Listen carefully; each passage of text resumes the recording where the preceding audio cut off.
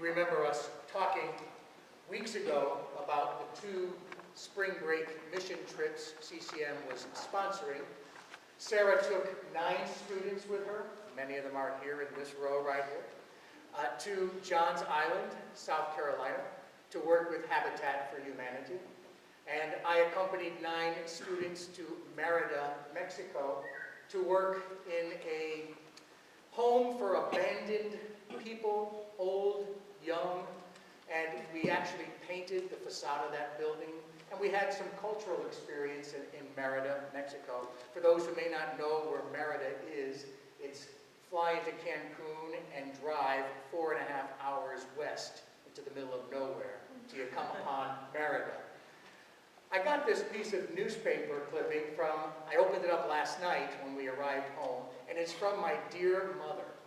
And it says, just before you left for the Yucatan, this was in the paper. I thought you'd like to see it.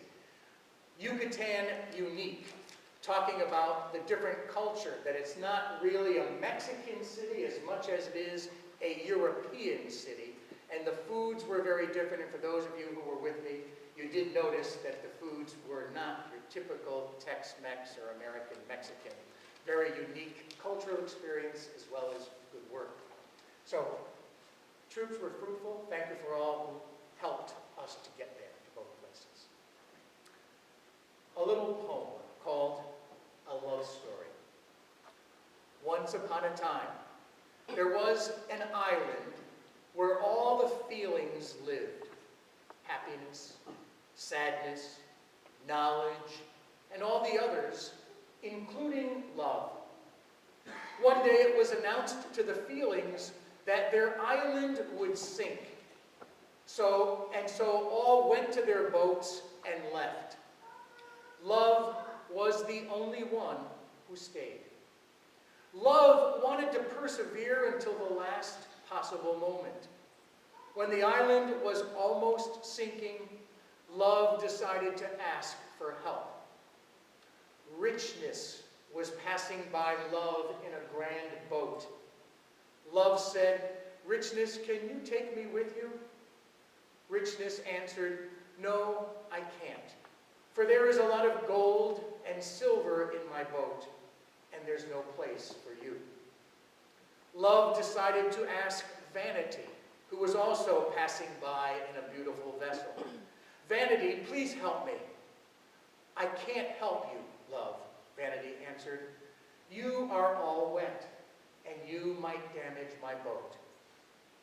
Sadness was close by, so Love asked for help. "Sadness, let me go with you." "Oh, love, I am so sad. I just need to be by myself." Happiness passed by Love too, but she was so happy that she didn't even hear when Love called out to her. Suddenly, there was a voice. "Come, love, I will take you." It was an elder.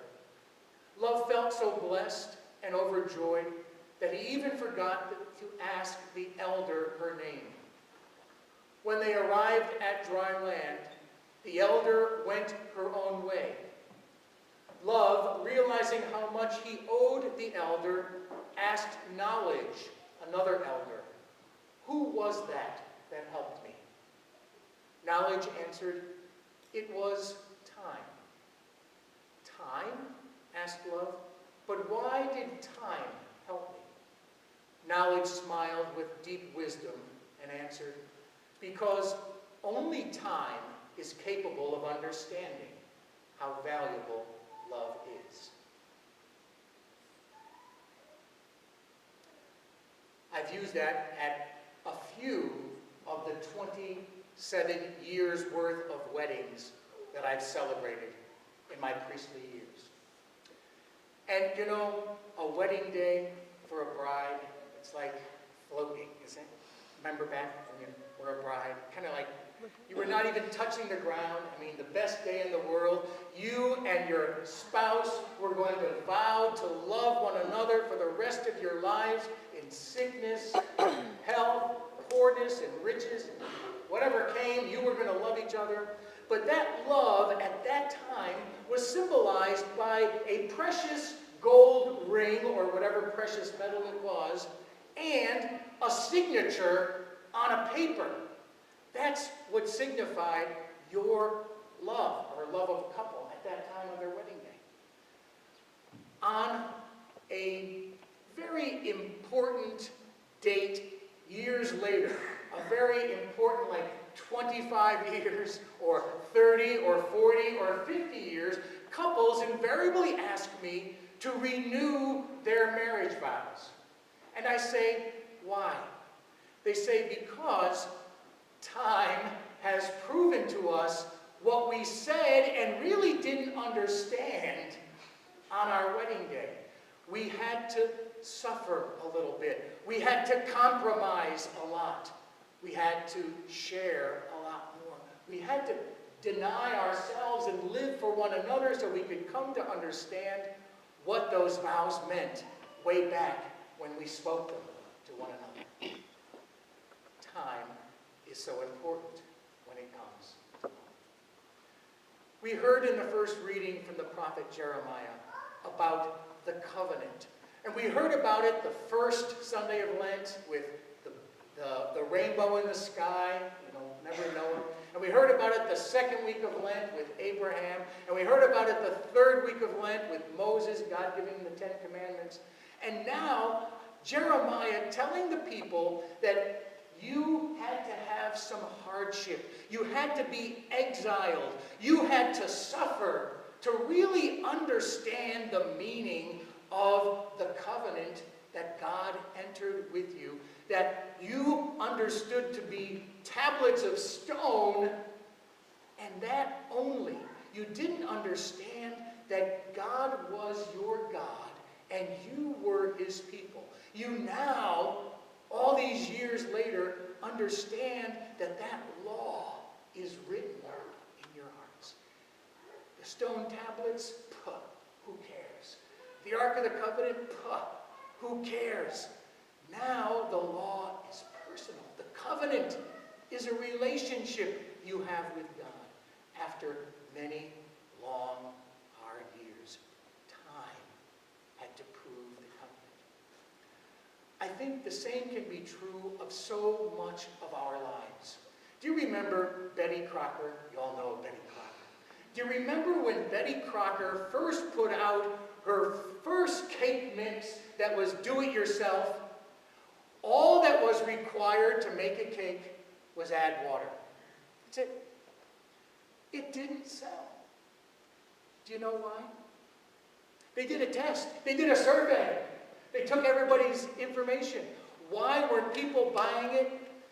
Not enough of an investment of my time. It wasn't really mine. All I had to do was add water. And then Betty Crocker changed the recipe and said, now water and an egg, and everybody buys Betty Crocker now.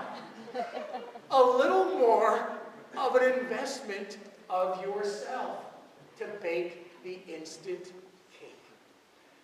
We understand in many segments of our lives that we have to put something of ourselves in.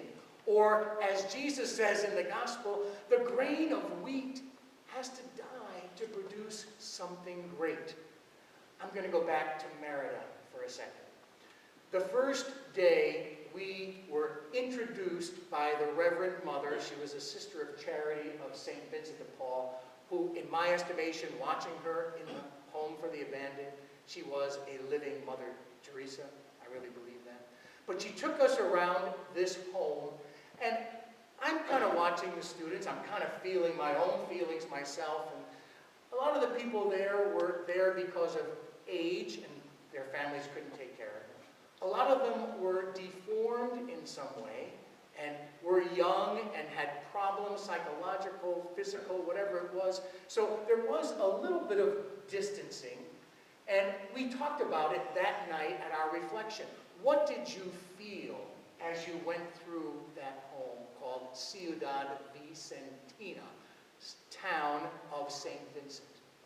And they said, we felt pity, we felt fear, we felt embarrassment that we were normal and they weren't.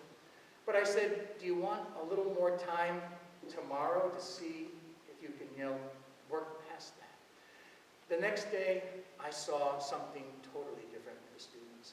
I saw people touching people, students touching, hugging, kissing. I saw them die to those feelings of fear and embarrassment and whatever it was, to really embrace these people and share their love. Unless the grain of wheat falls to the ground and dies, it doesn't produce anything new. We are called to be disciples. The people in the gospel said to Andrew, we want to see Jesus. It was easy for Andrew. He just took him to Jesus. There are so many people in our world who are saying the same thing. We want to see Jesus.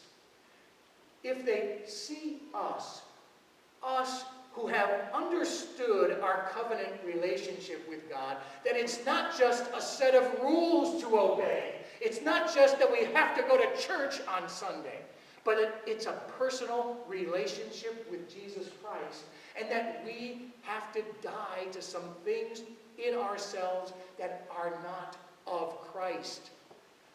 People will see Jesus. When people are looking, they'll find Jesus in us. My sisters and brothers, it's a challenge. It is the Lenten challenge. We are on the 5th Sunday of Lent.